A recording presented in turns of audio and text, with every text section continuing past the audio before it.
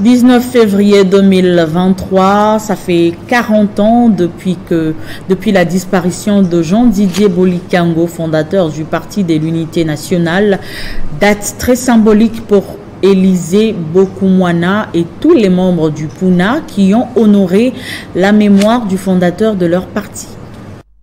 C'était une mobilisation tous azimuts derrière Élisée Bokoumwana Maposo, fils ministre du budget et autorité morale du Parti de l'Unité nationale, pour honorer la mémoire du fondateur de leur formation politique et l'un des pères de l'indépendance de la RDC au cimetière de la Gombe. Nous citons le fait Jean-Didier Bolikango, décédé à Lièvre en février 1982. Après les dépôts de la gerbe de fleurs, Élisée Bokoumwana et sa suite se sont inclinés devant la tombe de l'illustre disparu, Jean-Didier Bolikango, qu'il considère comme icône et repère idéologique du Puna et de la politique congolaise. Nous avons pris une résolution au congrès des partis de l'Unité nationale afin que soit dédié chaque année, à la date du 19 février de chaque année,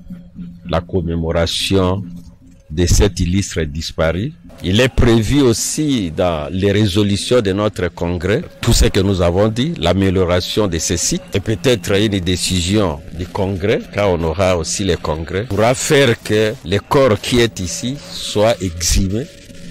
et rapatrié à l'Issala et créer un monument en mémoire de cet ingratome